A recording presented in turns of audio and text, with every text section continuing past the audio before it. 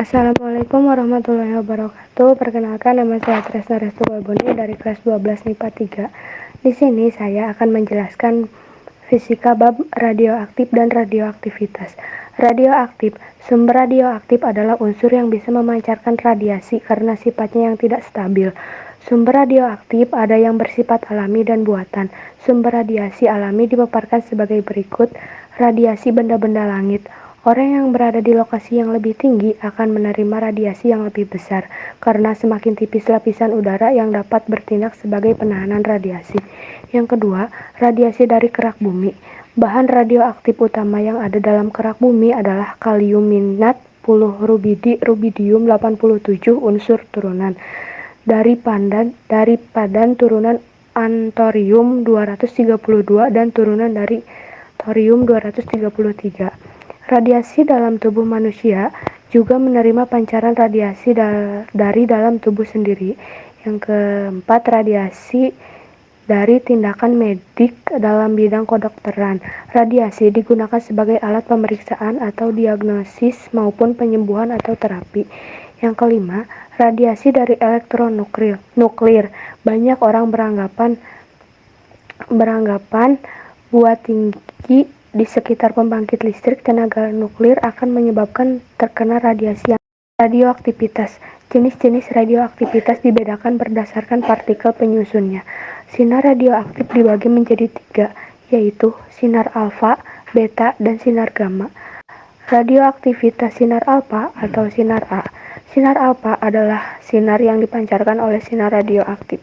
Radioaktivitas sinar beta atau sinar B merupakan elektron berenergi tinggi yang berasal dari inti atom. Berikut ini beberapa sifat alamiah.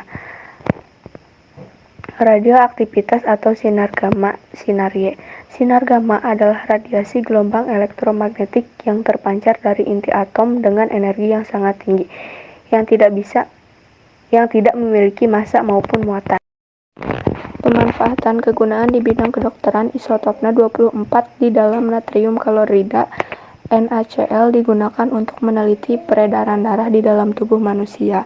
Selain itu juga ada isotop 131 yang mana digunakan untuk melihat cara kerja getah tiroid yang ada di dalam kelenjar gondok.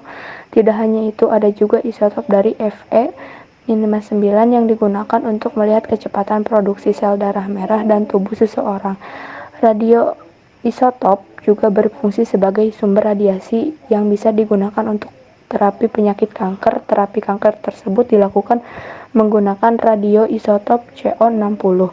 Kegunaan di bidang biologi, isotop C14 dan juga isotop O17 saat ini digunakan untuk mengamati proses fotosintesis pada tanaman. Selain itu, radioisotop dari natrium dan juga kalium digunakan dalam penelitian pemerleabilitas selaput sel. Kegunaan di bidang pertanian. Radioisotop juga berperan penting di dalam bidang pertanian. Isotop 32 digunakan untuk mengetahui cara penumpukan yang sesuai pada tanaman tertentu. Selain itu, isotop tersebut juga digunakan untuk mengetahui kapan umur tanaman yang baik dan siap diberi pupuk. Dampak. Unsur radioaktif yang mampu secara spontan memancarkan sinar radiasi ini ternyata tidak hanya memberikan manfaat bagi kehidupan manusia, namun juga memberi resiko yang berbahaya bagi tubuh manusia. Efek radiasi dari zat radioaktif ini memberikan dampak negatif pada organ-organ kita yang sensitif seperti mata, fungsi reproduksi tulang belakang akibat yang dapat ditimbulkan dari radioaktif ini. Terjadi kerusakan genetis, bisa membuat kemandulan pada sistem reproduksi atau terjadi kelainan pada keturunan seperti cacat, kerusakan lensa mata seperti katarak, resiko kanker darah atau bisa disebut leukemia, terjadi kerusakan kulit atau sarkoma, kerusakan pada sistem saraf, rusak pada sel pembentukan sel darah merah. Proteksinya.